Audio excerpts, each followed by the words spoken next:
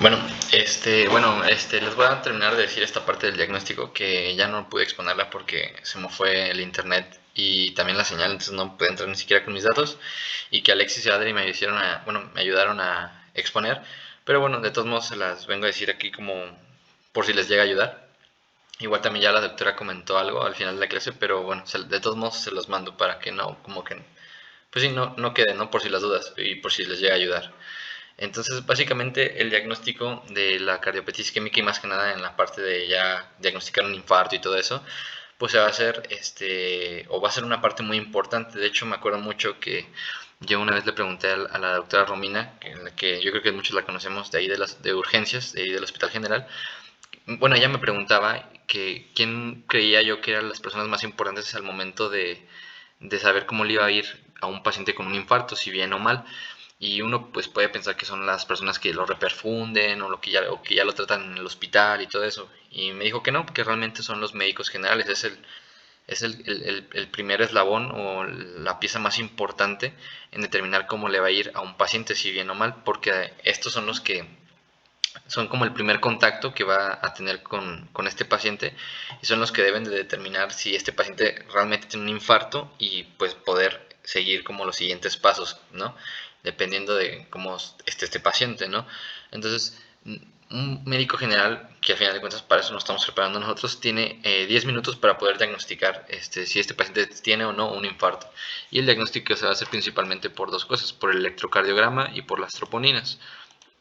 Hablando del electrocardiograma, es importante decir que pues lo que vamos a intentar buscar aquí son cambios sugestivos de isquemia, que el 30% de los electrocardiogramas pueden ser normales, esto en los infartos agudos al miocardio sin elevación del ST, y que los bloqueos de rama no necesariamente nos hablan de que un paciente tiene un infarto agudo del miocardio, ya que en bibliografía antigua, o bueno, no antigua, pero de antes, pues decían que ya un paciente que tenía un bloqueo de rama izquierdo diagnosticado recientemente, pues era sinónimo a que tenía un infarto. Y ahora los nuevos criterios pues dicen que no, las nuevas guías dicen que pues tienes que individualizar a ese paciente y tienes que ver si ese bloqueo de rama izquierda efectivamente es un infarto agudo del miocardio según los criterios de Sgarbosa.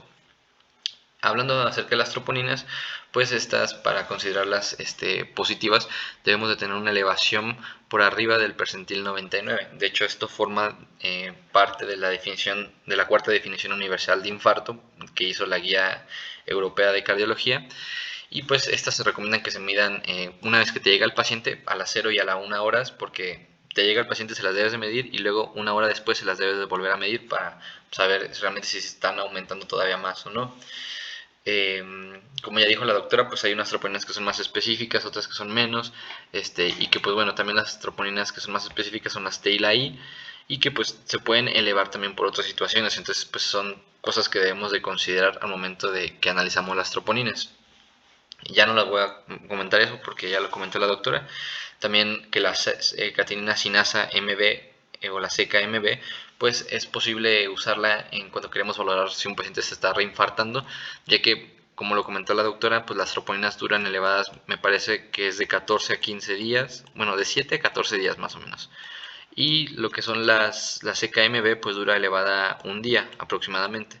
Entonces, si yo quiero valorar si un paciente está respondiendo bien al tratamiento y no se está reinfartando, me sirve más esta CKMB, porque si yo le tomo las troponinas, pues me van a seguir saliendo elevadas. En cambio, la CKMB, pues me da como que un lapso más corto en el que se puede normalizar y ver otra vez si se elevaron o no. Ahora, cuando analizamos el electrocardiograma es importante entender que pues, los cambios en el electrocardiograma son dinámicos, es decir, que la alteración que nosotros vamos a observar va a depender de en qué momento tomamos ese electrocardiograma. Y pues aquí está una imagen en la que te dice el tiempo y pues las diferentes alteraciones que podemos encontrar, ¿no? La primera alteración que aparece pues son las ondas T hiperagudas o picudas, que pues estas casi no se suelen ver porque pues son las primeritas que aparecen.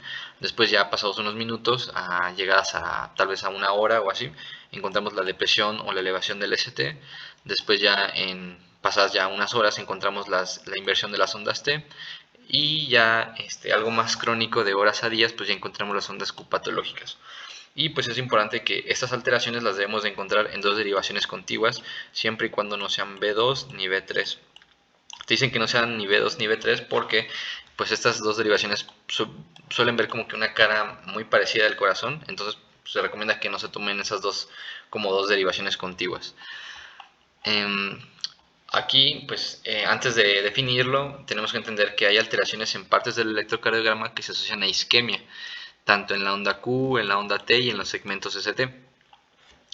Por ejemplo, aquí nosotros tenemos un corazón y aquí estamos simulando que aquí hay un trombo. Y obviamente está causando una isquemia a toda esta parte del corazón, está sufriendo una lesión y si esa lesión sigue, pues llega una necrosis, ¿no? Ese tejido ya se empieza a morir, esos cardiomiocitos empiezan a morir. Cuando los cardiomiocitos empiezan a morir, se empieza a romper la membrana celular y esto va a permitir la entrada de iones sodio y iones calcio. Es por eso que si entra iones sodio y iones calcio, lo que va a hacer es que va a aumentar el voltaje por la entrada de estos dos iones. Es por eso que observamos en la elevación del ST, pues es por eso que observamos más bien esta elevación del ST por esta elevación del voltaje. Aquí vemos pues un tejido como de esta parte, cómo se vería. Aquí vemos todo el tejido necrótico y pues aquí vemos el tejido sano, ¿no? Aquí en el tejido necrótico donde hay entrada de sodio y calcio. Y pues aquí les pongo este pro tip, que todo tejido, más bien aquí en vez de lesionado es necrótico, que ya está sufriendo necrosis, pues está despolarizado. Y a esto le vamos a llamar corriente de lesión. Y se va a ver distinto dependiendo del sitio lesionado. Ahora, ¿por qué es importante entender si el ST está elevado o deprimido? Pues porque nos va a hablar tanto de diferencias en el tratamiento, en la mortalidad y pues entender que son situaciones completamente distintas. Aquí pues tenemos la definición de cómo se define un infarto agudo del miocardio con elevación del ST y sin elevación del ST. Con elevación del ST pues es una elevación del ST en más de dos derivaciones contiguas con o sin un nuevo bloqueo de rama izquierda, lo que ya mencionamos anteriormente, ¿no? De esto del bloqueo. Un infarto agudo del miocardio sin elevación del ST se define como una depresión del ST en más de dos derivaciones contiguas y o una depresión de la onda T, pero siempre y cuando estas alteraciones no se vean ni en B2 ni en B3, ¿no? Lo que comentamos anteriormente. Ahora es importante también entender que es una lesión subepicárdica o transmural, que a mí me gusta más el término transmural, y la lesión subendocárdica, porque nos van a hablar de dos situaciones diferentes. En la lesión transmural vemos que ya aquí vemos el ventrículo izquierdo, el ventrículo derecho, y vemos que la que está sufriendo necrosis es todo el ventrículo, digamos que toda la pared del ventrículo, es decir, es transmural la lesión o la necrosis, ¿no? Aquí igual y aquí igual. Y esto va a ocurrir cuando tenemos una oclusión completa de la arteria, como lo vemos aquí, está toda coloreada de rojo. Entonces, eso lo va a diferenciar de la lesión subendocárdica, en la cual solamente va a estar lesionado el endocardio, o donde solamente se va a presentar ahí la lesión, y pues la oclusión, como ven, va a ser parcial, no va a ser completa. Vemos que ahí pues todavía se ve el circulito blanquito que no está ocluida completamente. Y esto nos va a dar diferentes representaciones electrocardiográficas. En la lesión transmural, pues nos va a dar esta parte de la elevación del ST, y en la lesión subendocárdica nos va a dar un infarto sin elevación del ST. Aparte también es importante mencionar que los infartos agudos del miocardio con elevación del ST pues tienen una mayor mortalidad, son más peligrosos. Y de hecho también el tratamiento pues va a cambiar. En la elevación del ST pues la fibrinólisis es lo que está indicada y en el infarto agudo sin elevación del ST pues la fibrinólisis no está indicada. Y de hecho aquí les pongo este pro tip, que el tratamiento y las metas es virtualmente igual en ambos infartos. Lo único que va a cambiar es que en el infarto con elevación del ST, pues este sí se debe de reperfundir ya sea farmacológica o percutáneamente. Es decir, como ya mencionó la doctora en la clase, pues el tratamiento, los dos se les tiene que tratar, pues por ejemplo, si les falta oxígeno, el oxígeno, la parte del dolor, es decir, el tratamiento es igual. Lo único que cambia es esta parte de la reperfusión, ¿no? Que en la elevación del ST, pues sí se tiene que hacer. Ahora, es importante también entender lo que son las caras y derivaciones continuas del corazón, porque cuando nosotros analizamos las derivaciones de un corazón, estamos tratando de, a través de las derivaciones, entender cuál es el vaso ocluido o cuál es el vaso que tiene la lesión. Y pues aquí les pongo un esquema, ¿no? Aquí vemos un corazón, en una vista anterior tenemos nuestra arteria coronaria izquierda, nuestra coronaria derecha, la descendente anterior, la coronaria izquierda, ¿no?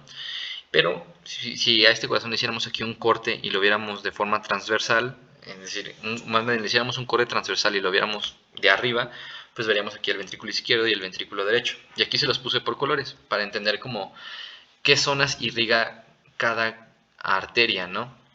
Vemos que la arteria descendente anterior, que es rama de la coronaria izquierda, pues va a irrigar parte del septum interventricular, parte de la cara anterior del ventrículo derecho y toda la cara anterior del ventrículo izquierdo, ¿no?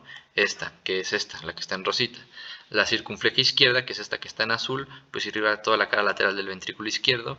La coronaria derecha, pues irriga toda la parte del ventrículo derecho, la cara anterior y la cara lateral, que es esta que está en verde, y la descendente posterior pues irriga toda la parte posterior del corazón y también la parte posterior del septum interventricular, ¿no? Ahí me ayuda más verlo así de como en este esquema para saber qué áreas son las que están irrigando cada arteria.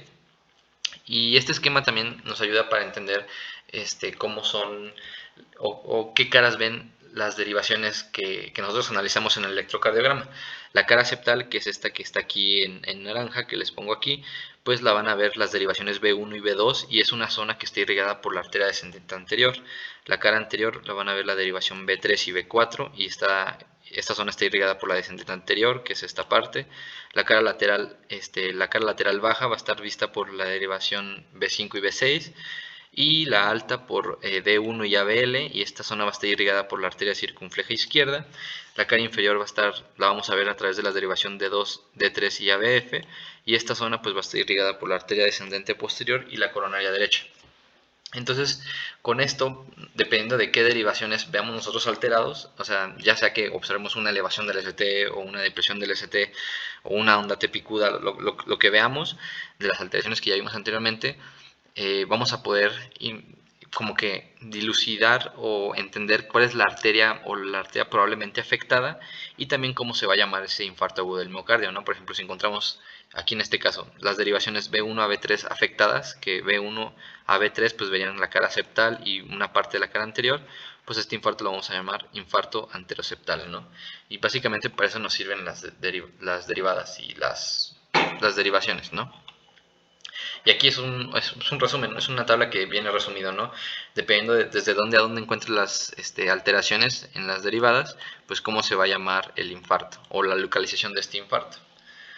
Ahora, para considerar estas alteraciones como significativas de isquemia y de que nos está dando un infarto, pues deben de cumplir ciertos criterios, porque no toda depresión ni toda elevación del ST pues es sinónimo de un infarto, ¿no?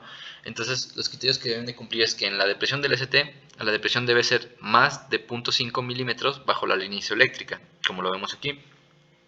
La elevación del ST debe ser de más de 1 milímetro sobre la línea isoeléctrica.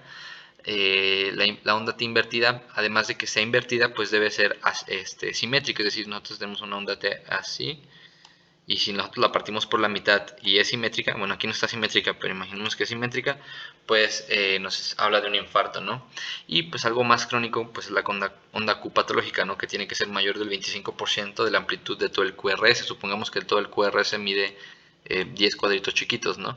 Y que la onda Q mide 4 cuadritos chiquitos, ¿no? 4 cuadritos chiquitos. Entonces 4 cuadritos chiquitos es más del 25% de 10 cuadritos chiquitos, entonces sí sería positiva, ¿no? Este es un resumen que les saqué del este libro que se llama del Pocket Medicine Edition, que es de medicina interna, que es básicamente vienen todos los resúmenes, y es un cuadro comparativo entre la angina inestable, el infarto agudo del miocardio con elevación del ST y sin elevación del ST, que ese también ya lo mencionó Adri en la presentación, y pues básicamente es para comparar, ¿no? Está muy bueno. Vean que, por ejemplo, para destacar, pues las troponinas en la angina inestable pues no se elevan, pero ya en los dos infartos ya las tenemos elevadas, ¿no? Ya las tenemos positivas, ¿no? Y ya, si lo quieren checar con más calma. Aparte de todo lo que vimos anteriormente, o sea, de detectar un infarto con las elevaciones del ST y todo esto que ya vimos, la depresión del ST, hay tres situaciones que también debemos de ser capaces de poder diagnosticar, ya que cuentan con una alta mortalidad y pues como médicos generales debemos de poderlas detectar a tiempo, ¿no? Una de ellas es la enfermedad multivaso. La enfermedad multivaso quiere decir que tenemos 3 o más arterias coronarias con una obstrucción significativa. Entonces vean que pues es muy importante esto, ¿no? Y porque tiene pues una alta mortalidad.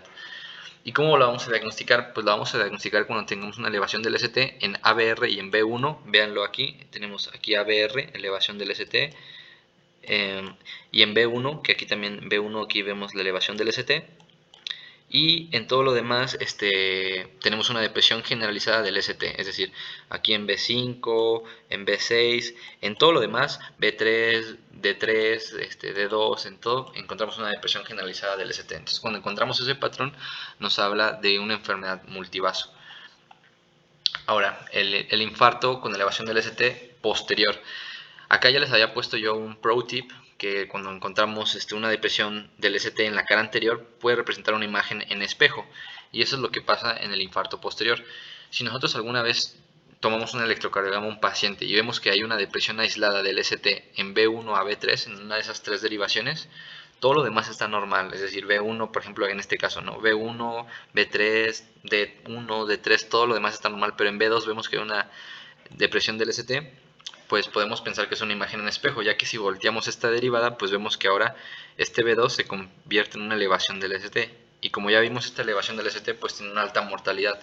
Por lo tanto, lo ideal en este paciente, o lo más apropiado, sería tomarle las derivaciones posteriores a este paciente, que básicamente es nada más seguir las derivaciones normales. Aquí estaría B6, ¿no? En la línea medio axilar. Le tomas B7, B8, B9, y si en alguna de estas tres derivaciones encuentras una elevación del ST mayor a 0.5 milivolts, pues diagnosticas un infarto posterior. Ahora, en el infarto del ventrículo derecho, pues se puede diagnosticar con dos criterios: una que sea una elevación del ST en ABR y en B1, y la otra pues que encuentres también esta elevación del ST en las derivaciones de la cara inferior, que recordemos que la cara inferior está dada por D2, D3 y ABF. Ay, perdón, escribo muy feo, pero bueno, si encuentras alteraciones en dos de estas derivaciones o este criterio, pues nos habla de un infarto de la cara del ventrículo derecho, perdón. Entonces, pues lo más apropiado sería en este paciente tomarle las derivadas derechas, o las derivadas derechas, que son las mismas que las izquierdas, pero en el hemitórax derecho. Y en estas derivadas, pues si encuentras una elevación del ST mayor a 0.05 milivolts, indica un infarto del ventrículo derecho. Aquí les pongo un pro tip que dice que casi todos los infartos acuden con taquicardia. De hecho, solamente hay un infarto, solamente hay un infarto que el paciente te va a llegar con clínica de infarto, pero en vez de taquicardia te va a llegar con bradicardia, y solamente hay uno.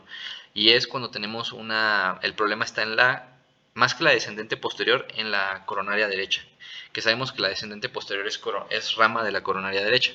¿Y esto por qué se da? Porque nosotros tenemos aquí nuestro corazón, ¿no? Un poquito feo, pero en nuestro corazón pues aquí tenemos nuestra coronaria derecha y nuestra coronaria izquierda. La coronaria derecha una de las ramas que va a dar, pues va a irrigar a lo que es el nodo sinusal.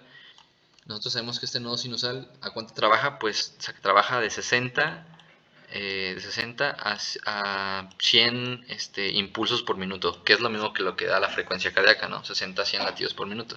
Entonces, cuando tenemos ocluida esta arteria coronaria derecha, ya no le llega sangre a este nodo sinusal, entonces deja de trabajar, y el que suple su trabajo del nodo sinusal es el nodo auriculoventricular.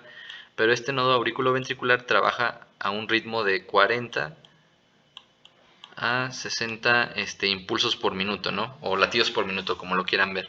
Entonces, por eso es que estos pacientes llegan con bradicardia. Y pues es un dato que yo creo que sí vale oro, ¿no? Es muy bueno.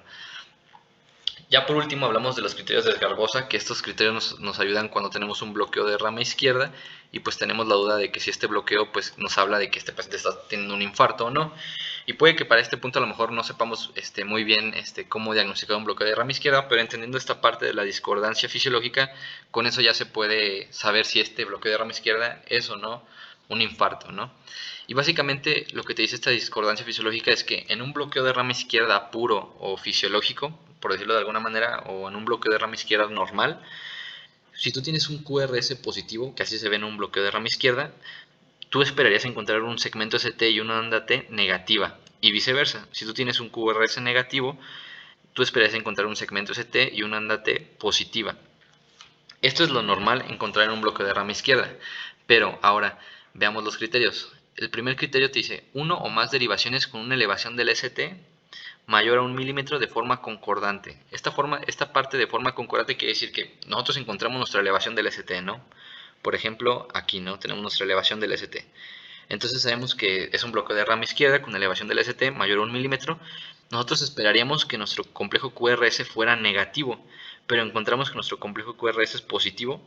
Entonces quiere decir que este cumple este criterio, porque los dos están elevados de forma concordante. Entonces si nos habla de un infarto, entonces le damos 5 puntos. El otro criterio te dice uno o más derivaciones de B1 a B3 con depresión del ST mayor a 1 milímetro de forma concordante. Es lo mismo pero al revés. Supongamos que nosotros tenemos depresión del ST, como en este caso, entonces nosotros esperaríamos que nuestro QRS fuera positivo, pero en este caso pues va a ser negativo de forma concordante. Entonces esto ya también nos habla de un infarto y a este le damos 3 puntos. Y este tercer criterio pues realmente no importa mucho aprendérselo porque con este nada más te da 2 puntos y para poder diagnosticar un bloqueo de rama izquierda como infarto pues necesitas una puntuación mayor o igual a 3. Entonces fíjense que a fuerza necesitas o este para poder decir que es un infarto. Entonces ya con que te aprendas esos dos ya quedaría. Y bueno, eso sería todo.